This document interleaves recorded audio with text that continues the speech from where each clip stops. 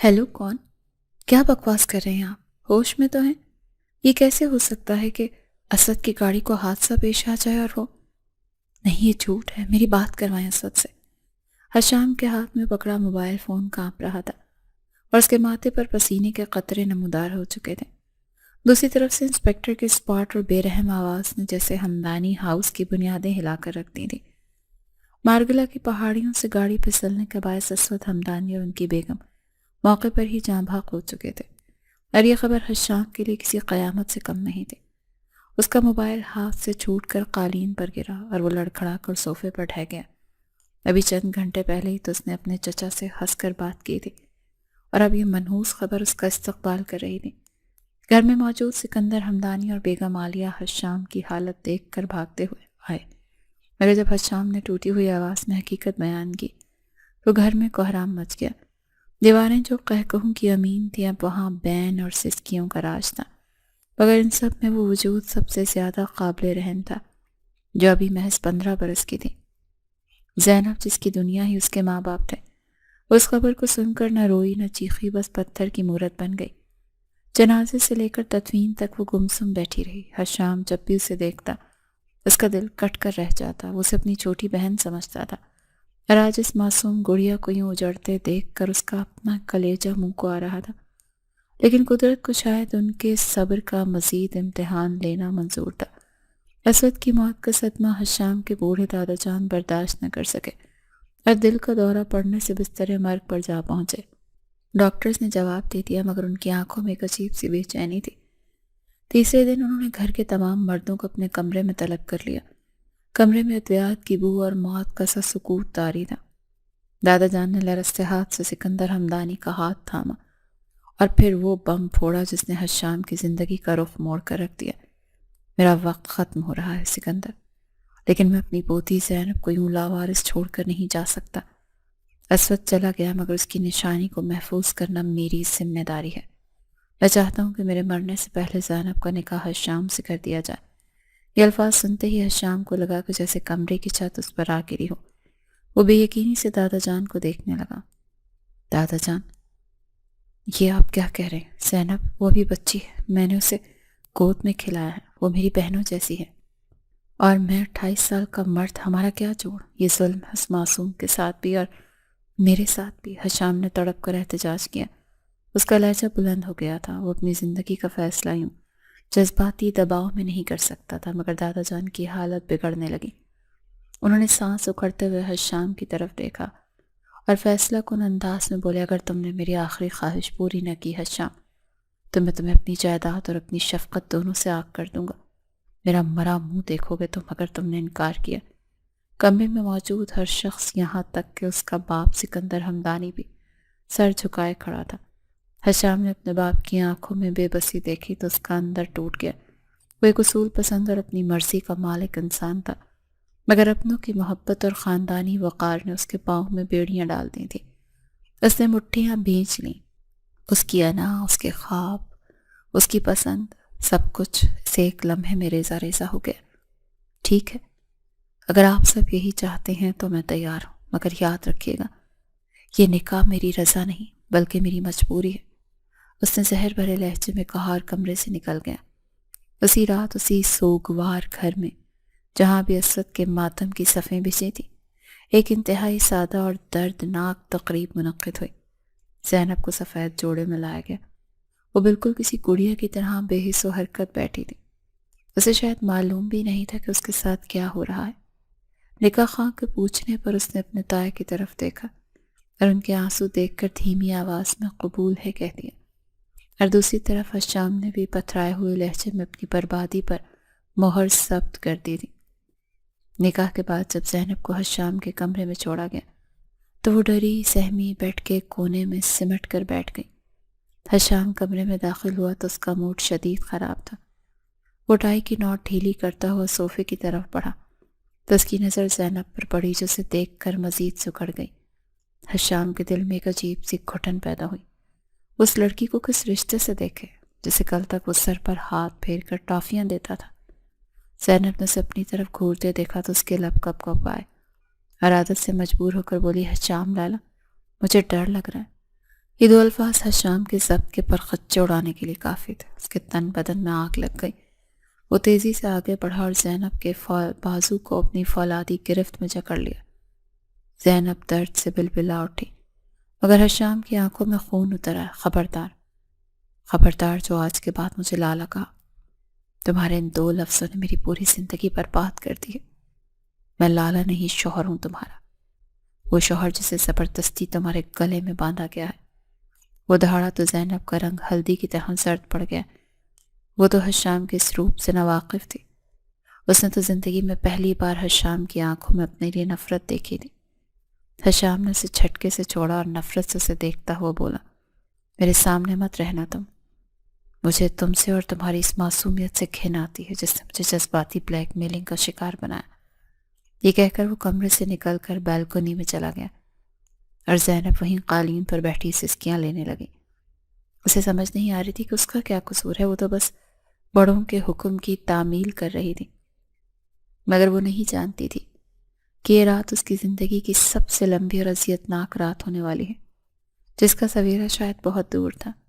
یہ کیا تماشا لگا رکھا ہے تم نے لان میں؟ شرم نہیں آتی تمہیں؟ زینب کی ہنسی اس وقت حلق میں اٹک گئی جب ارحم نے اس کا دوپٹہ کھینچ کر اسے چھیڑا ہی تھا کہ اچانک سامنے سے آتے حشام کی گرجدار آواز نے وہاں موجود ہر شخص کو ساکت کر دیا۔ وہ جو بھی ایک لمحہ پہلے تک اپنے کزنز کے ساتھ بچوں کی طرح اچھل کود کر رہی تھی، حشام کے تیور دیکھ کر اس کا رنگ فق ہو گیا۔ حشام تیز قدموں سے چلتا ہوا اس کے قریب آیا اور اس کا بازو اتنی سختی سے دبوچا کہ زینب کی چیخ نکل گئی۔ تم اس گھر کی بہو ہو زینب، میری منکوہا ہو، کوئی گلی محلے کی آوارہ لڑکی نہیں جو یوں لڑکوں کے ساتھ بھاگتی پھرو۔ تمہیں ذرا بھی احساس ہے کہ تم کس کے نام سے منسوب ہو؟ حشام کی آنکھوں میں وحشت تھی۔ اسے زینب کا یہ بچپنا اور لاپرواہی اپنی توہین لگتی تھی۔ زینب نے لرزتے ہوئے ارحم اور حالہ کی طرف دیکھا جو سہمے ہوئے کھڑے تھے۔ وہ لالا، ہم تو بس کھیل رہے تھے، ارحم نے مجھے چھیڑا تھا تو اس نے روتے ہوئے صفائی دینے کی کوشش کی، مگر لالا کا لفظ سنتے ہی حشام کا ضبط جواب دے گیا۔ اس نے زینب کو جھٹکے سے چھوڑا جیسے وہ کوئی ناپاک شے ہو۔ پہاڑ میں گیا تمہارا کھیل اور تمہارا یہ معصومیت کا ڈھونگ، جاؤ دفع ہو جاؤ میری نظروں سے، اور خبردار جب کمرے سے باہر قدم نکالا۔ وہ دھاڑتا وہ اندر چلا گیا اور زینب وہیں گھاس پر بیٹھ کر پھوٹ پھوٹ کر رو پڑی۔ نکاح کو کچھ عرصہ بیت چکا تھا، مگر ان دونوں کے درمیان برف پگھلنے کے بجائے جمتی جا رہی تھی۔ اگرچہ رخصتی 2 سال بعد طے تھی، مگر ایک ہی گھر میں رہتے ہوئے حشام کا رویہ زینب کے لیے کسی عذاب سے کم نہ تھا۔ اسے بیوی تو دور انسان سمجھنے کو بھی تیار نہ تھا۔ حشام کے لیے زینب کا وجود ایک ایسی غلطی تھی جسے وہ سدھار نہیں سکتا تھا۔ وہ ایک سنجیدہ اور میچیور انسان تھا، اور زینب کی یہ حرکتیں، یہ گڑیوں سے کھیلنا، کاغذ کی کشتیاں بنانا اور ہر وقت اچھل کود کرنا اسے زہر لگتا تھا۔ زینب نے کئی بار کوشش کی کہ وہ حشام کے معیار پر پورا اترے۔ ایک بار اس نے ڈرتے ڈرتے اس کے کپڑے استری کرنے کی کوشش کی، مگر قمیض جلا بیٹھی، جس پر حشام نے اسے وہ باتیں سنائیں کہ وہ کئی دن تک سہم کر کمرے میں بند رہی۔ گھر والے بھی ان دونوں کے درمیان بڑھتی ہوئی خلیج کو محسوس کر رہے تھے، مگر دادا جان کے فیصلے کے آگے سب بے بس تھے۔ وقت پر لگا کر اڑتا رہا اور زینب اسی خوف اور امید کی کشمکش میں بڑی ہونے لگی، مگر اس کی فطرت نہ بدلی۔ وہ اب بھی وہی زینب تھی جو موقع ملتے ہی ارحم اور حالہ کے ساتھ شرارتوں میں جت جاتی تھی۔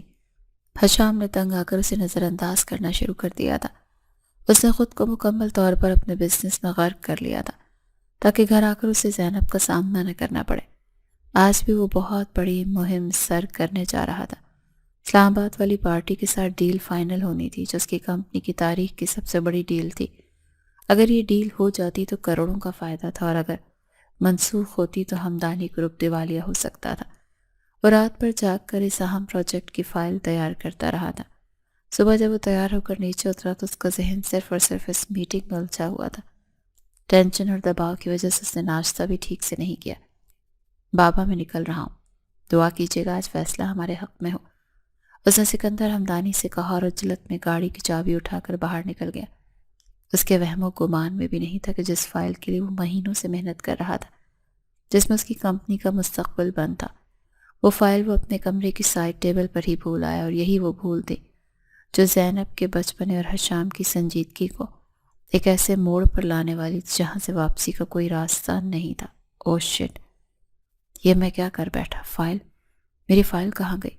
گاڑی کو ایک جھٹکے سے سڑک کے کنارے روکتے ہوئے حشام کے منہ سے بے اختیار نکلا اور اس نے دیوانہ وار پاس والی سیٹ پر ہاتھ مارا جو خالی پڑی تھی اور اسے منہ چڑھا رہی تھی۔ اس کے دماغ میں سائرن بجنے لگے کیونکہ وہ کوئی عام فائل نہیں تھی، بلکہ اس میں وہ تمام قانونی دستاویزات اور معاہدے کی تفصیلات تھیں جن کی بنیاد پر اسلام آباد والی پارٹی کے ساتھ ڈیل فائنل ہونی تھی۔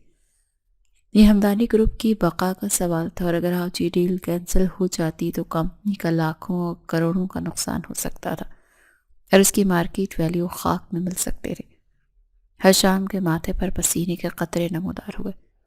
اسے یاد آیا کہ صبح جلد بازی میں نکلتے وقت وہ فائل سائڈ ٹیبل پر ہی بھول آیا تھا۔ اسے فوراً گاڑی کا رخ واپس گھر کی طرف موڑا ہی تھا کہ موبائل کی اسکرین روشن ہو گئی۔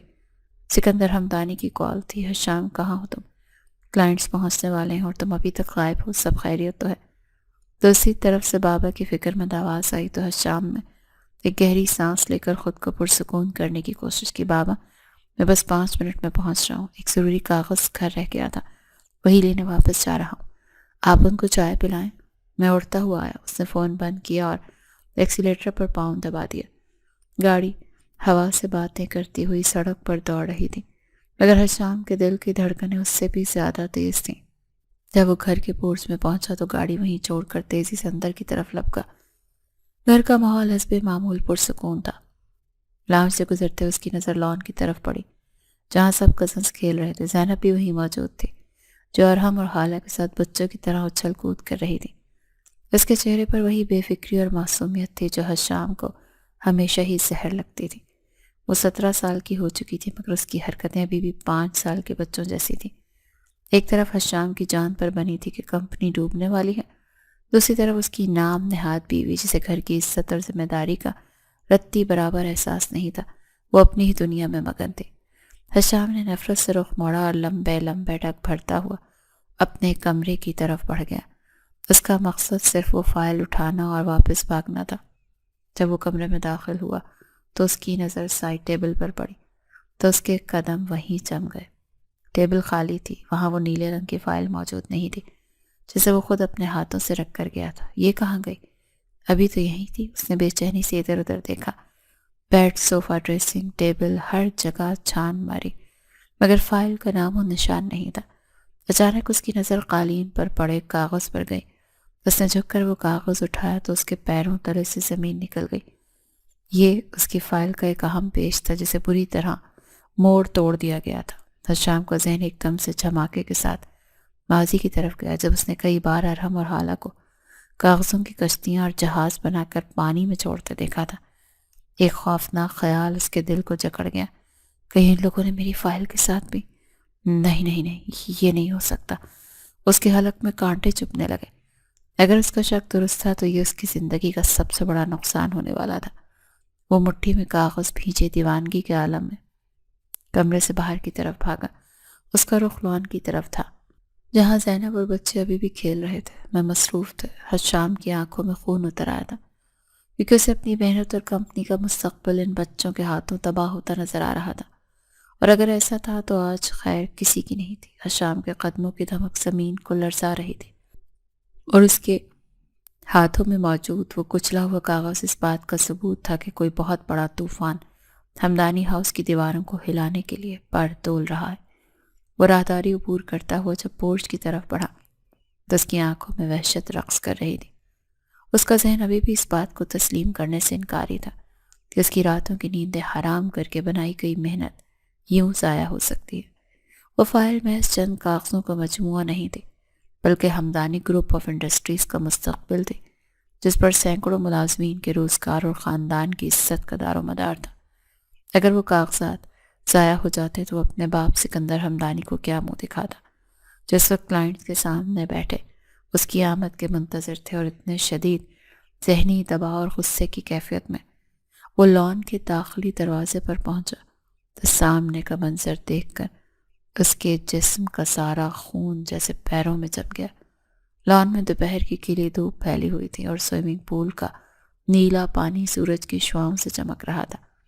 مگر حشام کی نظر اس چمک پر نہیں بلکہ پانی کی سطح پر تیرتی ان سفید چیزوں پر جم گئی جو ہوا کے دوش پر ہچکولے کھا رہی تھی۔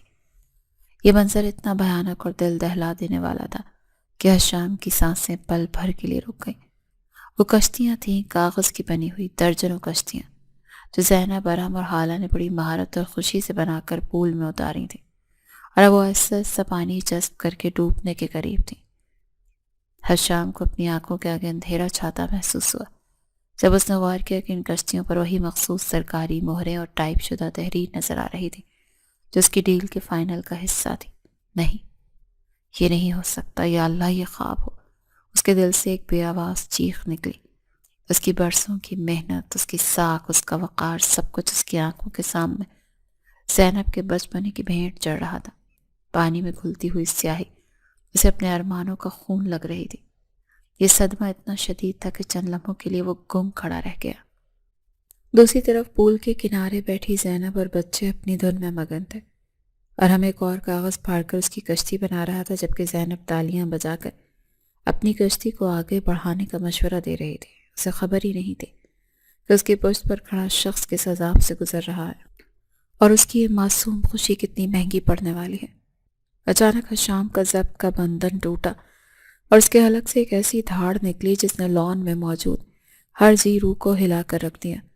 یہ کیا کیا تم لوگوں نے؟ اس کی آواز میں شیر جیسی گرج تھی۔ زینب کے ہاتھ تالیاں بجاتے ہوئے رک گئے اور ارحم کے ہاتھ سے کاغذ چھوٹ کر گر پڑا۔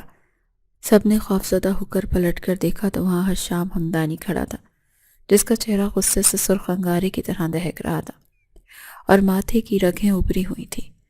زینب کا رنگ ایسا سفید پڑا جیسے اس کے جسم سے خون نچوڑ لیا گیا ہو۔ وہ حشام کے مزاج سے واقف تھے، مگر آج اس کی حالت دیکھ کر اسے اپنی موت نظر آ رہی تھی۔ حشام تیز قدموں سے چلتا ہوا ان کے سر پر پہنچا اور پول میں تیرتی ہوئی کشتیوں کی طرف اشارہ کیا۔ تمہیں اندازہ ہے یہ کاغذات کیا ہیں؟ تمہیں پتہ ہے تم نے کیا تباہی مچائی ہے؟ اس کا بس نہیں چل رہا تھا کہ وہ کیا کر گزرے۔ بچے سہم کر ایک دوسرے کے پیچھے چھپنے لگے۔ وہ لالا، ہم تو بس، ارحم نے ہکلاتے ہوئے بولنے کی کوشش کی، مگر حشام کی ایک گھوری نے اس کی آواز بند کر دی۔ کس کا آئیڈیا تھا یہ؟ کس نے کہا تھا میری ٹیبل سے فائل اٹھانے کو؟ بولو، ورنہ آج میں کسی کا لحاظ نہیں کروں گا۔ حشام کا لہجہ اتنا کاٹدار تھا کہ حالہ رونا شروع ہو گئی، اور اس نے کپکپاتی انگلی سے زینب کی طرف اشارہ کیا۔ زینب، آپ ہی نے کہا تھا، انہوں نے کہا تھا کشتیوں کی ریس لگاتے ہیں۔ یہ سننا تھا کہ حشام کی نظریں زینب پر مرکوز ہو گئیں۔ وہ مجرموں کی طرح سر جھکائے کھڑی تھی۔ اس کے دوپٹے کا پلو مٹی سے اٹا ہوا تھا اور آنکھوں میں دہشت تھی۔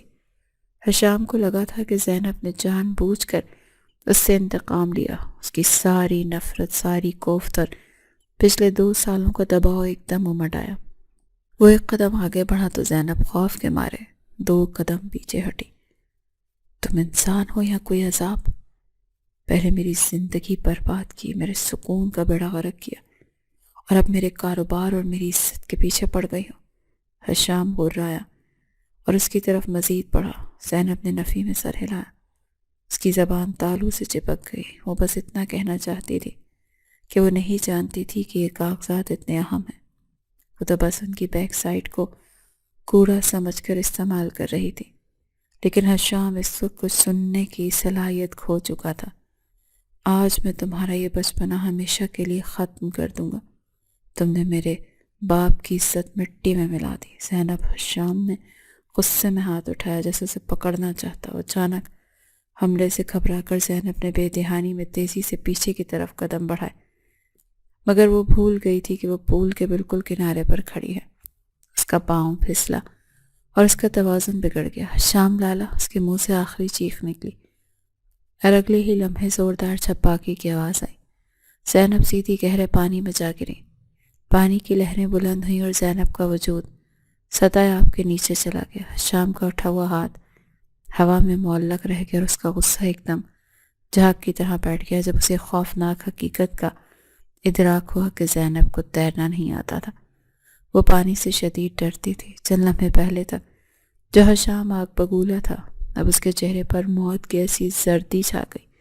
وہ پول میں زینب کے ہاتھ پاؤں مارنے کی آوازیں اور پانی کے بلبلے اس کی موت کا پیغام دے رہی تھی، وہ ڈوب رہی تھی، اور یہ منظر ہر شام کو لگا جیسے اس کا اپنا سانس رک رہا ہو۔ اس کے تو وہم و گمان میں بھی نہیں تھا کہ فائل کا نقصان ایک جان کے نقصان میں بدلنے والا ہے۔ پانی کے چپاکے کی وہ آواز کسی دھماکے سے کم نہیں تھی جس نے وہاں موجود ہر آواز کو نکل لیا۔ حشام جو ابھی ایک لمحہ پہلے تک غصے کی آگ میں جل رہا تھا، اب اس کے قدموں تلے سے جیسے زمین ہی نکل گئی تھی جب اس کے کانوں میں حالانکہ خوف زدہ چیخ گونجی، زینب آپی! اور اس کے ساتھ ہی پانی میں ڈوبتے ابھرتے زینب کے ہاتھ نظر آئے جو زندگی کی بھیک مانگ رہے تھے۔ شام کا دل ایک لمحے کے لیے دھڑکنا بھول گیا، کیونکہ وہ جانتا تھا کہ زینب پانی سے کتنا ڈرتی ہے اور اسے تیرنا نہیں آتا۔ اس کی آنکھوں کے سامنے اندھیرا چھانے لگا، اس کے دماغ سے فائل، ڈیل، کلائنٹس، نقصان، سب کچھ محو ہو گیا۔ وہاں صرف ایک حقیقت باقی رہ گئی تھی، اور وہ تھی زینب کی زندگی جو اس وقت موت کے دہانے پر تھی۔ اس سے پہلے کہ کوئی اور حرکت کرتا یا بچے مدد کے لیے کسی کو پکارتے، حشام نے اپنی مہنگی گھڑی اور جوتوں کی پرواہ کیے بغیر اس طرح سوٹ سمیت پول میں چھلانگ لگا دی۔ ٹھنڈے پانی نے اس کے جسم کو چھوا تو اسے ہوش آیا، مگر اس کا سارا دھیان زینب کی طرف تھا جب سطح آب سے نیچے جا رہی تھی۔ حشام نے پانی کو چیرتے ہوئے چند لمحوں میں یہ فاصلہ طے کیا اور زینب کے بازو کو پکڑ کر اسے اوپر کھینچا۔ زینب کے حواس خطا ہو چکے تھے، پانی اس کے پھیپھڑوں میں بھر رہا تھا اور وہ بے ہوشی کے عالم میں تھی۔ حشام نے اسے اپنے بازوں کے حصار میں لیا اور اسے کنارے کی طرف لایا۔ اس کا اپنا سانس پھولا ہوا تھا اور دل کی دھڑکنیں ہتھوڑے کی طرح سے برس رہی تھیں۔ اس نے زینب کو پول سے باہر نکالا اور گھاس پر لٹا دیا۔ زینب آنکھیں کھولو۔ حشام نے اس کے گال دھپ دھپائے۔ اس کی آواز میں وہ تڑپ تھی جو شاید اس نے خود بھی کبھی محسوس نہیں کی تھی۔ زینب نے کھانستے ہوئے منہ سے پانی نکالا اور نیم و آنکھوں سے حشام کو دیکھا۔ اس کی غیر ہوتی حالت، رنگت زرد اور ہونٹ نیلے پڑ چکے تھے۔ حشام نے اسے زندہ سلامت دیکھ کر ایک گہرا سانس لیا اور آسمان کی طرف دیکھ کر شکر ادا کیا، مگر پھر اگلے ہی لمحے اس کا غصہ اور پریشانی کا عجیب چشمے میں ڈھل گئے۔ وہ وہیں لان میں کھڑے سہمے ہوئے کزنز کو نظر انداز کیا جو بت بنے یہ منظر دیکھ رہے تھے، اور آگے بڑھ کر زینب کو اپنے مضبوط بازو میں اٹھا لیا۔ زینب کا بھیگا ہوا وجود اس کے سینے سے لگا تو حشام کو اس کی کپکپاہٹ محسوس ہوئی۔ اسے لے کر سیدھا اندر کی طرف بھاگا۔ راستے میں کوئی ملازم یا گھر کا فرد نظر نہیں آیا، اور یہ حشام کے لیے اچھا ہی تھا۔ اسے لے کر سیدھا اپنے بیڈ روم میں آیا اور دروازہ لات مار کر بند کر دیا۔ اس نے زینب کو بیڈ پر تقریباً پٹکتے ہوئے لٹایا اور جلدی سے الماری سے ایک بڑا تولیہ نکال کر اس کے اوپر ڈال دیا۔ زینب سردی اور خوف سے بری طرح سے کانپ رہی تھی، اس کے دانت بج رہے تھے اور آنکھوں میں وہی پرانا خوف تھا جو وہ حشام کے لیے رکھتی تھی۔ حشام خود بھی شرابور تھا، اس کے بالوں سے پانی ٹپک کر قالین پر گر رہا تھا۔ اس نے غصے سے اپنا کوٹ اتارا اور فرش پر پھینک دیا۔ کیا ضرورت تھی پیچھے ہٹنے کی؟ اگر میں وقت پر نہ پہنچتا تو تم جانتی ہو نا کہ وہاں کتنا گہرا پانی تھا۔ حشام اس پر جھکا تو زینب سہم کر پیچھے ہوئی۔ اس نے اپنے دونوں ہاتھ جوڑ دیے۔ سوری لالا، پلیز مجھے مت مارنا، میں نہیں جانتی تھی فائل اتنی ضروری ہے۔ اس کی آواز میں ایسی بے چارگی تھی کہ پتھر بھی پگھل جائے، مگر لالا کا لفظ سنتے ہی حشام کی رگیں تن گئی۔ وہ جب ہی اس کی جان بچا کر لایا تھا، پھر سے اسی اذیتناک کیفیت میں مبتلا ہو گیا۔ اس نے آگے بڑھ کر زینب کے دونوں کاندھے پکڑے اور اسے جھنجھوڑ کر رکھ دیا۔ میں نے کتنی بار کہا ہے مجھے لالا مت کہا کرو، کیوں سمجھ نہیں آتی تمہیں؟ میں شوہر ہوں تمہارا مجازی خدا، کب تک اس رشتے کی توہین کرتی رہو گی تم؟ حشام کی آواز میں اتنی شدت تھی کہ زینب کی آنکھوں سے ٹپ ٹپ آنسو گرنے لگے۔ وہ اس شخص کے بدلتے ہوئے روپ سے خائف تھی۔ حشام نے اسے چھوڑا اور اپنی گیلی قمیض کے بٹن کھولنے لگا، کیونکہ اسے بھی سردی لگ رہی تھی۔ زینب نے اسے قمیض اتارتے دیکھا تو شرم اور خوف سے اس کی آنکھیں بند کر لیں، چہرہ ہاتھوں میں چھپا لیا۔ دیکھ نہیں رہی اندھی ہو گئی ہو؟ کپڑے چینج کرنے ہیں، بہت امپورٹنٹ میٹنگ تھی، ساری فائل کا ستیہ ناش کر دیا تم نے۔ حشام نے قمیض اتار کر ایک طرف اچھالی اور غصے سے بڑبڑایا، وہ لالا میں جا رہی ہوں۔ زینب نے اٹھنے کی کوشش کی۔ اسے لگا اگر وہ ایک پل بھی یہاں مزید رکی تو حشام کا غصہ اسے جلا دے گا، مگر اس سے پہلے ہی وہ بیڈ سے اترتی حشام نے اس کا راستہ روک لیا۔ اسے زینب کا بازو پکڑا، اسے واپس اپنی طرف کھینچا۔ زینب کا سر حشام کے ننگے سینے سے ٹکرایا۔ اس قربت نے کمرے کے ماحول میں ایک عجیب سی بجلی بھر دی۔ زینب کا سانس سینے میں اٹک گیا۔ حشام نے اس کا چہرہ اوپر اٹھایا۔ اس کی آنکھوں میں ایک عجیب سی آگ تھی جو غصے کی تھی یا کسی اور جذبے کی، یہ فیصلہ کرنا مشکل تھا۔ کہاں جا رہی ہو؟ ابھی میری بات ختم نہیں ہوئی۔ مجھے وہ فائل چاہیے زینب، وہی فائل جو تم نے برباد کر دی۔ تمہیں اندازہ بھی ہے تم نے میرا کتنا بڑا نقصان کیا؟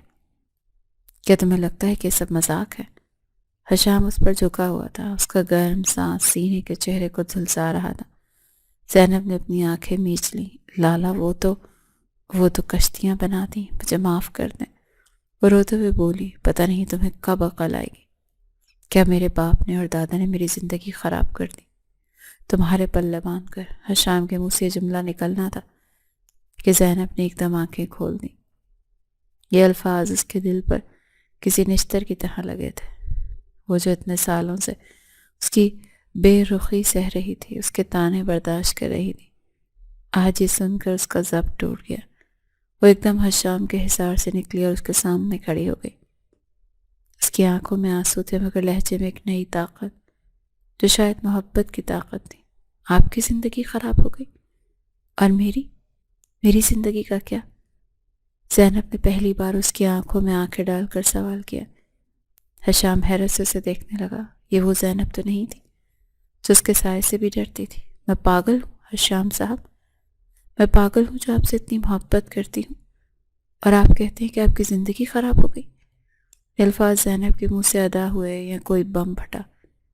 کمرے میں موت جیسی خاموشی چھا گئی۔ حشام کا ہاتھ جو غصے سے اٹھا ہوا تھا وہیں ہوا میں معلق رہ گیا۔ وہ ہکا بکا رہ گیا۔ اسے تو اپنے کانوں پر یقین نہیں آ رہا تھا، جیسے وہ کم عمر، نادان اور بچی سمجھتا تھا، جس کے بارے میں اس کا خیال تھا کہ وہ جذبات سے آ رہی ہے۔ وہ آج اس کے منہ پر اپنی محبت کا اعتراف کر رہی تھی۔ کیا کہا ہے تم نے؟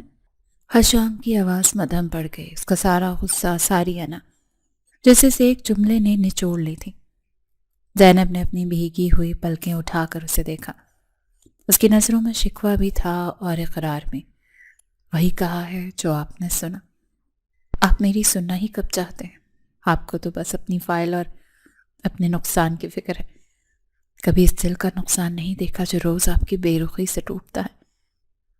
یہ کہتے ہوئے زینب وہاں سے مڑی اور تیزی سے باتھ روم میں گھس کر دروازہ بند کر لیا۔ حشام وہیں مجسمہ بنا کھڑا رہ گیا۔ اس کے دماغ میں زینب کے الفاظ گونج رہے تھے، میں پاگل ہوں جو آپ سے محبت کرتی ہوں۔ آج جیسے وہ کم عمر زینب کچھ الگ لگی تھی۔ وہ نہیں جانتا تھا کہ وہ نکاح کے بعد محبت کے جذبات دل میں چھپائے بیٹھی ہے۔ اس اعتراف نے حشام کے دل کی دنیا میں زلزلہ برپا کر دیا تھا۔ فائل، نقصان، میٹنگ، سب کچھ ثانوی ہو گیا۔ اس وقت اگر کچھ اہم تھا تو وہ باتھ روم کے بند دروازے کے پیچھے سے سکتی ہوئی وہ لڑکی جو نادان ہوتے ہوئے بھی اپنے دل کا سودا کر بیٹھی تھی۔ باتھ روم کا دروازہ بند ہونے کے بعد کمرے میں چھانے والی خاموشی باہر کے شور سے زیادہ پرشور تھی۔ حشام اس طرح ساکت کھڑا تھا جیسے کسی نے اس پر زہر پھونک دیا ہو۔ زینب کے منہ سے ادا ہونے والا وہ جملہ، میں پاگل ہوں جو آپ سے محبت کرتی ہوں، اس کے کانوں میں بار بار گونج رہا تھا، اور ہر بار اس کے دل پر ایک نئی دستک دے رہا تھا۔ وہ جس لڑکی کو کل تک ایک ضدی، لاپرواہ اور نادان بچی سمجھتا تھا، جس کے وجود کو وہ اپنی زندگی کا روگ سمجھتا تھا، آج اس لڑکی نے چند لفظوں میں اس کے غرور، اس کی انا اور اس کی سنجیدگی کے سارے بت پاش پاش کر دیے تھے۔ حشام نے بے اختیار اپنا ہاتھ اپنے دل پر رکھا۔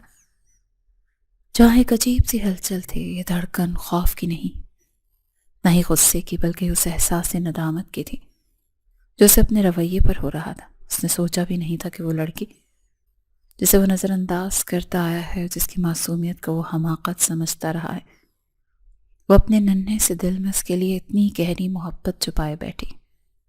اس اعتراف نے حشام کے اندر کے مرد کو جگا دیا تھا، اور اسے اچانک اپنی وہ تمام زیادتیاں یاد آنے لگیں جب اس نے زینب کو جھڑکا تھا، اسے رلایا تھا، اور بدلے میں زینب نے ہمیشہ خاموشی سے سر جھکایا تھا۔ میں کتنا اندھا تھا، وہ بڑبڑایا، اور اس کی نظر زمین پر پڑے گیلے تولیے پر گئی جو زینب نے بھی استعمال کیا، تو اس کے دل میں ایک ٹیس سی اٹھی۔ ایک شدید خواہش پیدا ہوئی کہ وہ بھی اس دروازے کو کھلوائے اور زینب کو بتا دے کہ وہ تنہا نہیں ہے، مگر اس کی انا اور مردانہ وجاہت ابھی بھی آڑے آ رہی تھی۔ وہ جانتا تھا کہ ابھی اس کا دماغ الجھا ہوا ہے، ابھی وہ کسی بھی فیصلے پر پہنچنے سے قاصر ہے۔ اس نے گہری سانس لی اور اپنے گیلے کپڑے تبدیل کرنے لگا۔ اس دوران اس کا موبائل مسلسل بج رہا تھا، سکندر حمدانی کی کالز آ رہی تھیں، مگر حشام نے فون سائلنٹ پر لگا کر ایک طرف پھینک دیا۔ آج اسے کسی کلائنٹ، کسی ڈیل یا کسی منافع کی پرواہ نہیں تھی۔ اس کا سب سے بڑا سرمایہ تو اس کے کمرے میں موجود تھا، جسے وہ کھونے کے قریب تھا۔ تقریباً آدھے گھنٹے بعد باتھ روم کا دروازہ آہستگی سے کھلا اور زینب باہر نکلی۔ اس کی آنکھیں رونے کی وجہ سے سرخ ہو رہی تھیں اور چہرہ مرجھایا ہوا تھا۔ اس نے ڈرتے ڈرتے نظر اٹھا کر کمرے کا جائزہ لیا۔ اسے یقین تھا کہ حشام ابھی بھی غصے میں ہوگا اور شاید اس پر ہاتھ اٹھائے، مگر سامنے کا منظر دیکھ کر وہ ٹھٹک گئی۔ حشام صوفے پر بیٹھا، سر جھکائے، گہری سوچ میں گم تھا۔ اس نے زینب کے قدموں کی آہٹ سنی تو سر اٹھا کر اسے دیکھا۔ اس بار اس کی نگاہوں میں وہ روایتی سختی اور سرد مہری نہیں تھی جس کی زینب عادی تھی، بلکہ وہاں ایک عجیب سی نرمی، ایک پشیمانی اور ایک انکہا جذبہ تھا جسے پڑھنے سے زینب قاصر تھی۔ وہ نظریں جھکائے خاموشی سے بیڈ کی طرف بڑھی تاکہ وہاں سے اپنا دوپٹہ اٹھا کر باہر بھاگ سکیں، مگر حشام کی بھاری آواز نے اس کے قدم روک دیے۔ زینب! یہ پکار اتنی نرم تھی کہ زینب کا دل اچھل کر حلق میں آ گیا۔ وہ وہیں رک گئی مگر مڑ کر نہیں دیکھا۔ جی؟ اس کی آواز بمشکل نکلی۔ حشام اپنی جگہ سے اٹھا اور آہستہ آہستہ چلتا ہوا اس کے قریب آیا۔ زینب کا سانس رکنے لگا۔ اسے لگا شاید اب ڈانٹ پڑے گی، مگر حشام نے اس کے قریب آ کر ایک لمحے کا توقف کیا اور پھر دھیمے لہجے میں بولا، تمہارے کپڑے گیلے ہیں، چینج کر لو ورنہ بیمار ہو جاؤ گی۔ اور وہ رکا، جیسے الفاظ کا چناؤ کر رہا، اور آج کے بعد تمہیں مجھ سے ڈرنے کی ضرورت نہیں ہے۔ میں وہ فائل دوبارہ تیار کر لوں گا، نقصان پورا ہو جائے گا، مگر جو بات تم نے کہی ہے۔ حشام نے جملہ ادھورا چھوڑ گیا کیونکہ اسے سمجھ نہیں آ رہا تھا کہ وہ کیا کہے۔ زینب نے حیرت سے پلٹ کر اسے دیکھا۔ اسے یقین نہیں آ رہا تھا یہ وہی حشام ہے جو کچھ دیر پہلے اسے جان سے مارنے پر تلا ہوا تھا۔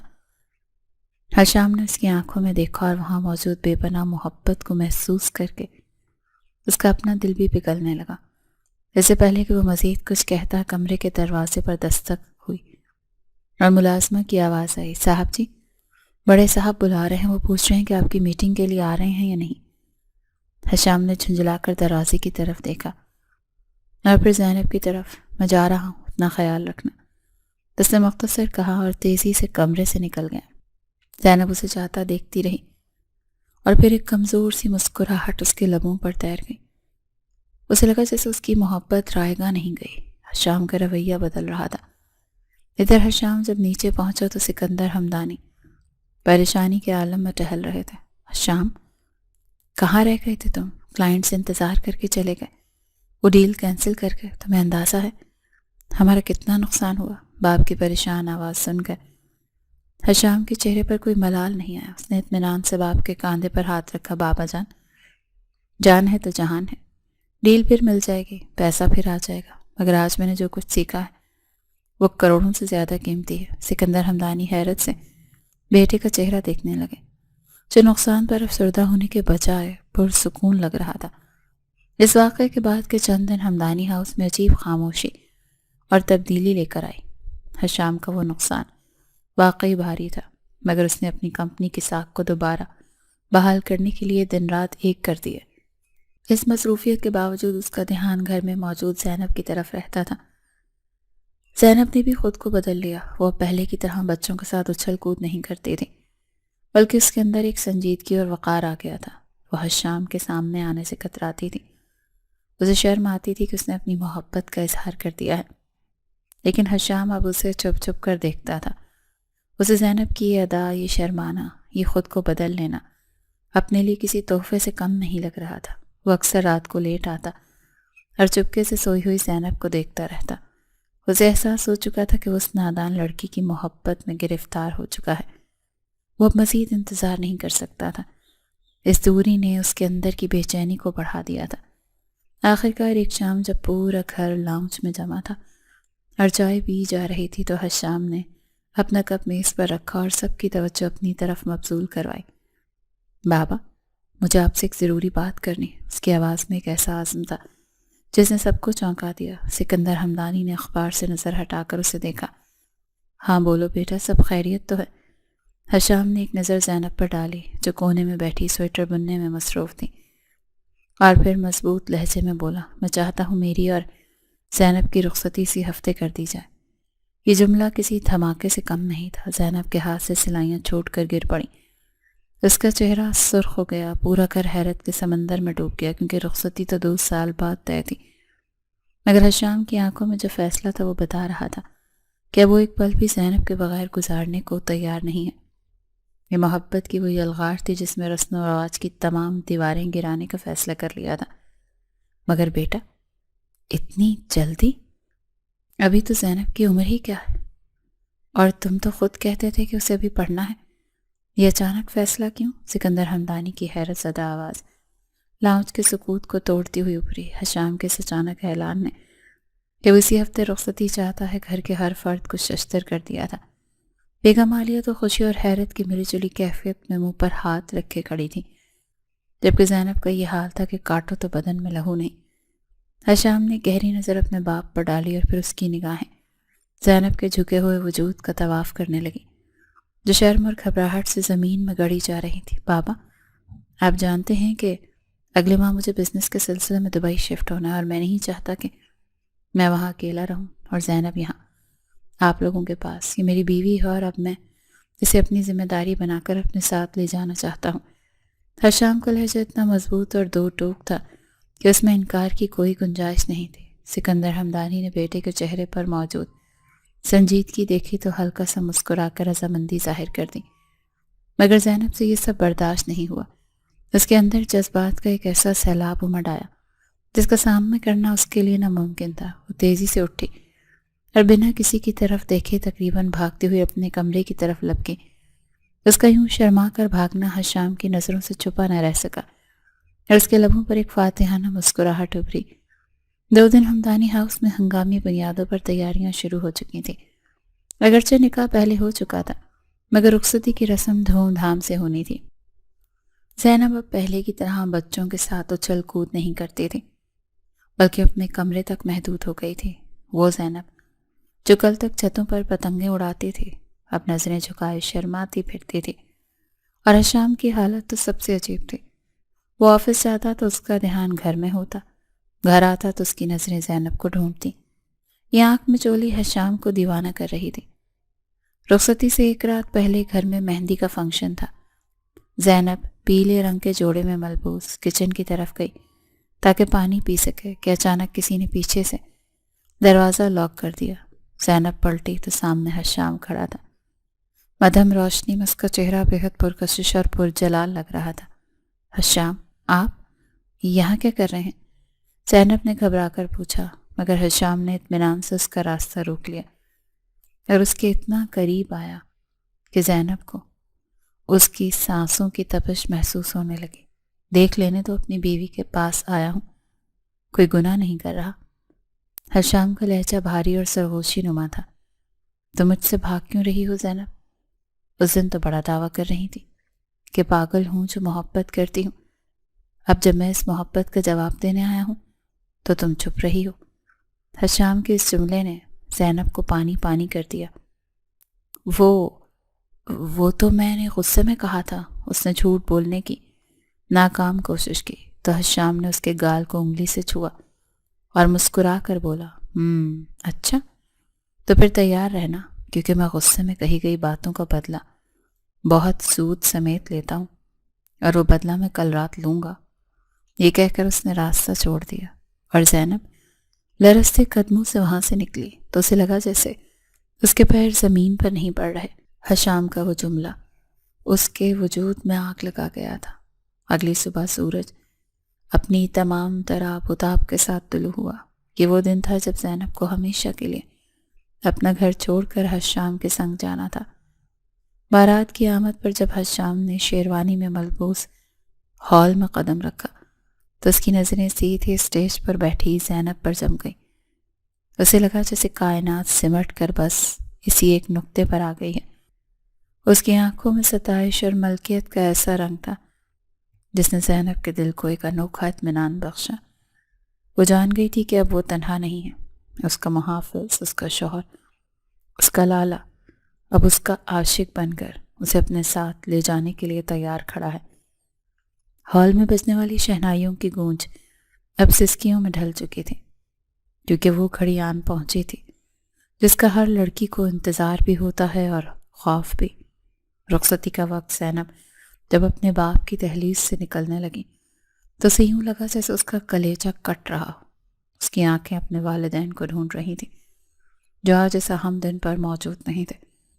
سکندر ہمدانی نے آگے بڑھ کر لرزتے ہاتھوں سے قرآن کا سایہ اس کے سر پر کیا تو ان کی اپنی داڑھی آنسوؤں سے تر ہو گئی۔ میری بیٹی، آج تم پرائے گھر جا رہی ہو، مگر یاد رکھنا وہ گھر بھی تمہارا ہی ہے۔ اسود بھائی نہیں ہے تو کیا ہوا، میں تو زندہ ہوں۔ انہوں نے زینب کا ماتھا چوما اور پھر اس کا ٹھنڈا یخ ہاتھ حشام کے مضبوط ہاتھ میں تھما دیا۔ حشام، میں اپنی عزت، اپنی بیٹی تمہارے حوالے کر رہا ہوں، اس کا خیال رکھنا۔ حشام نے باپ کی نم آنکھوں میں دیکھا اور ایک پختہ عزم کے ساتھ زینب کی ہتھیلی کو اپنی گرفت میں لے لیا۔ آپ بے فکر رہیں بابا، زینب میری عزت ہے اور اپنی عزت کی حفاظت کرنا میں خوب جانتا ہوں۔ اس جملے میں ایک ایسا مان تھا جس نے زینب کو روتے ہوئے دل کو قرار بخشا۔ گاڑی میں بیٹھتے ہی زینب نے اپنا چہرہ گھٹنوں میں چھپا لیا۔ گاڑی کی کھڑکیوں سے گزرتے ہوئے شہر کی روشنیوں کو دیکھ کر اسے اپنا ماضی یاد آ رہا تھا۔ وہ بچپن، وہ شرارتیں، وہ کاغذ کی کشتیاں، وہ حشام لالا جسے وہ دیکھ کر چھپ جاتی تھی۔ آج وہی شخص اس کے برابر میں بیٹھا تھا اور اب وہ صرف اس کا شوہر تھا۔ حشام نے ڈرائیونگ سیٹ کے بجائے آج پچھلی نشست سنبھالی تھی۔ اس نے خاموشی سے زینب کا کانپتا ہوا ہاتھ اپنے ہاتھ میں لے لیا۔ زینب نے چونک کر اسے دیکھا مگر حشام کی نظریں سامنے تھیں۔ اس کے لبوں پر ایک ہلکی سی مسکراہٹ تھی۔ اب رونا بند کرو، میں تمہیں کسی جیل خانے میں نہیں لے کر جا رہا، اپنے گھر لے جا رہے ہیں ہم۔ اس کے لہجے کی نرمی نے زینب کو حیران کر دیا۔ گھر پہنچنے تک زینب کی دھڑکنیں کسی طبل کی طرح بج رہی تھیں۔ رسموں کے بعد جب اسے دلہن بنا کر اس کمرے میں بٹھایا گیا جہاں کچھ عرصہ پہلے تک وہ حشام کی صرف ڈانٹ کھاتی تھی تو اسے ہر چیز ہی بدلی ہوئی نظر آ رہی تھی۔ کمرے کو گلاب اور موتی کے پھولوں سے سجایا گیا تھا جن کی بھینی بھینی خوشبو نے ماحول کو مزید سحر انگیز بنا دیا تھا۔ زینب بیڈ کے وسط میں سمٹ کر بیٹھی ہوئی تھی اور اس کا دل چاہ رہا تھا کہ زمین پھٹے اور وہ اس میں سما جائے۔ کچھ دیر بعد دروازے کے لاک کھلنے کی آواز آئی اور زینب کا سانس حلق میں اٹک گیا۔ حشام اندر داخل ہوا تو اس نے شیروانی اتار کر ایک طرف رکھی اور آہستگی سے چلتا ہوا بیڈ کی طرف آیا۔ کمرے میں چھائی خاموشی میں صرف ان دونوں کی سانسوں کی آوازیں ہی سنائی دے رہی تھیں۔ حشام نے بیڈ کے کنارے بیٹھ کر زینب کی طرف دیکھا جو گھونگھٹ میں چھپی لرز رہی تھی۔ اس نے آگے بڑھ کر نرمی سے اس کے سر سے بھاری دوپٹہ ہٹایا تو زینب کا جھکا ہوا چہرہ کسی چاند کی طرح نکل کر حشام کی آنکھوں میں آیا۔ ستائش کی ایسی چمک تھی جیسے دیکھ کر زینب کی پلکیں بوجھل ہو گئیں۔ وہ جانتی تھی کہ یہ رات ان کے رشتے کی نئی شروعات ہے، وہ رات جب نادانی کے پردے ہٹ جائیں گے اور محبت کا حقیقی سفر شروع ہوگا۔ حشام نے اس کی ٹھوڑی کو اپنی انگلیوں کی پوروں سے چھوا اور اس کا چہرہ اوپر اٹھایا۔ زینب نے نہ چاہتے ہوئے بھی اپنی جھیل سی آنکھیں اٹھا کر اپنے مجازی خدا کو دیکھا جس کی آنکھوں میں آج صرف اور صرف محبت ٹھاٹھیں مار رہی تھی۔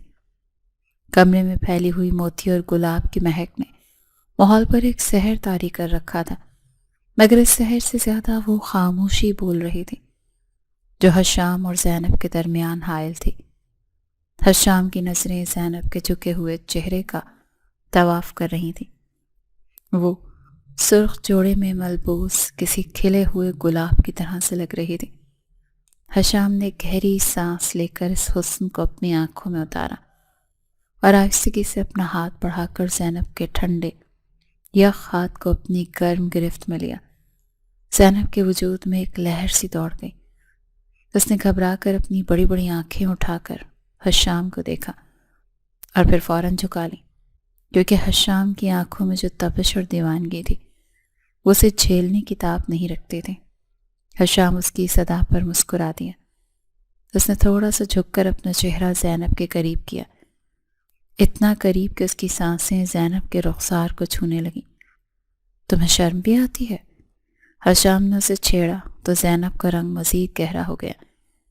یہ وہی سوال تھا جو زینب کے لیے سب سے مشکل تھا، وہ جو پورے گھر میں اپنی شرارتوں سے طوفان مچائے رکھتی تھی، آج اپنے شوہر کے سامنے سمٹ کر رہ گئی تھی۔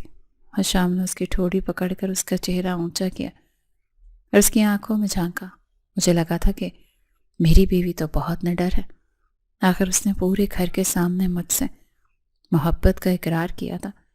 حشام کے لہجے میں ایک شوق سی شرارت تھی جو زینب کے دل کو پگھلا رہی تھی۔ اسے وہ دن یاد آ گیا جب اس نے غصے اور جذبات میں آ کر میں پاگل ہوں جو آپ سے محبت کرتی ہوں کہہ دیا تھا۔ اس یاد نے اس کے وجود میں ایک عجیب سی حرارت بھر دی۔ اس نے ہمت مجتمع کی اور دھیمی آواز میں بولی، وہ تو میں نے ڈر کے مارے کہا تھا، آپ مارنے جو والے تھے مجھے۔ اس کے لہجے کی معصومیت پر حشام کا دل بے اختیار ہوا تھا۔ تو وہ ڈر تھا، اور وہ جو تم چھپ چھپ کر مجھے دیکھتی تھی وہ بھی ڈر تھا؟ حشام نے اسے مزید تنگ کیا اور اپنے بازوں کا حصار اس کے گرد تنگ کر دیا۔ زینب کا دل چاہا وہ حشام کے سینے میں چھپ جائے۔ اس قربت نے اس کے سارے خوف ختم کر دیے تھے۔ آپ بہت برے، زینب نے لب بھینچ کر شکوہ کیا۔ صرف میں ہی محبت کرتی ہوں نا، آپ نے تو کبھی نہیں کہا۔ اس دن بھی آپ خاموش رہے اور آج بھی بس میرا مذاق اڑا رہے ہیں۔ زینب کی آواز میں ایک ایسا مان تھا جس نے حشام کو سنجیدہ کر دیا۔ اس نے زینب کے شکوے کو محسوس کیا۔ واقعی اس نے کبھی زبان سے اقرار نہیں کیا تھا، حالانکہ اس کا عمل تو چیخ چیخ کر گواہی دے رہا تھا۔ حشام نے نرمی سے زینب کے رخسار پر بکھری ہوئی ایک لٹ کو کان کے پیچھے اڑسا اور بے حد رومانوی لہجے میں بولا، جانے حشام، مرد کی محبت لفظوں کی محتاج نہیں ہوتی، وہ اظہار زبان سے نہیں کرتا بلکہ اپنی نگاہوں سے، اپنے لمس سے اور اپنی حفاظت سے کرتا۔ اس نے زینب کے ماتھے پر لب رکھ دیے۔ زینب نے سکون سے اپنی آنکھیں موند لی۔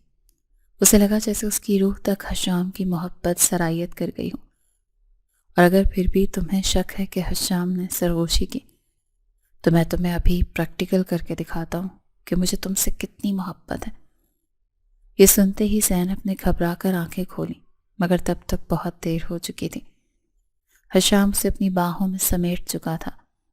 کمرے کی روشنیاں مدھم ہو کر ان کی ابدی وصل کی گواہ بن گئی تھی۔ یہ وہ رات تھی جب زینب کی نادانی حشام کی سنجیدگی میں ضم ہو گئی اور حشام کا غرور زینب کی محبت کے آگے ڈھیر ہو گیا۔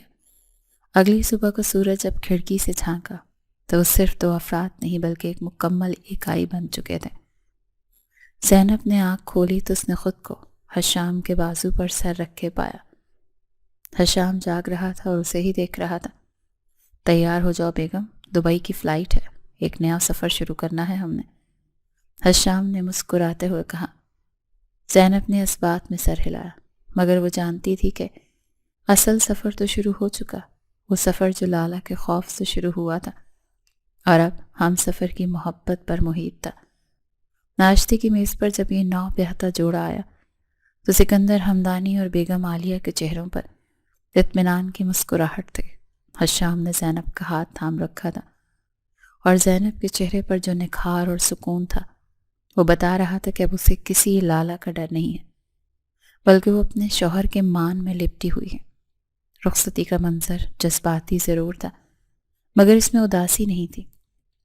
گاڑی میں بیٹھتے ہوئے زینب نے مڑ کر اپنے گھر کو دیکھا جہاں اس کا بچپن گزرا تھا، جہاں اس نے کاغذ کی کشتیاں بنائی تھیں، جہاں اس نے حشام سے چھپ کر آنسو بہائے تھے۔ آج وہ سب یادیں ماضی کا حصہ بن چکی تھیں۔ حشام نے گاڑی سٹارٹ کی اور زینب کی طرف دیکھا۔ کیا سوچ رہی ہو؟ اس نے نرمی سے پوچھا۔ زینب نے مسکرا کر نفی میں سر ہلایا اور اپنا سر حشام کے کاندھے پہ رکھ دیا۔ اسے یوں لگا جیسے وہ دنیا کی محفوظ ترین پناہ گاہ میں آ گئی ہے، جہاں زمانے کی کوئی بھی تلخی اس تک نہیں پہنچ سکتی۔ یہ وہ دائمی سکون تھا جس کے لیے اس کا دل برسوں سے ترس رہا تھا۔ کچھ نہیں، بس سوچ رہی ہوں کہ وہ فائل اگر گم نہ ہوتی تو شاید ہم آج یہاں نہ ہوتے۔ حشام نے ایک زوردار قہقہہ لگایا اور اس کا ہاتھ اپنے ہاتھ میں دبا لیا۔ اس فائل کا تو پتہ نہیں زینب، مگر تم نے میرا دل ضرور چرا لیا ہے۔ اب ہم دبئی جا رہے ہیں، جہاں تم، میں اور ہماری محبت ہوگی۔ کوئی کاغذ کی کشتی نہیں ہوگی جسے ڈوبنے کا خطرہ ہو۔ گاڑی ایئرپورٹ کے راستے پر رواں دواں تھی اور ان دونوں کی زندگی خوشیوں کے اس راستے پر چل پڑی تھی جہاں اب صرف محبت کی حکمرانی تھی۔ یہ کہانی جو نفرت، ڈر اور مجبوری سے شروع ہوئی تھی، بالآخر ایک خوبصورت موڑ پر آ کر امر ہو گئی تھی۔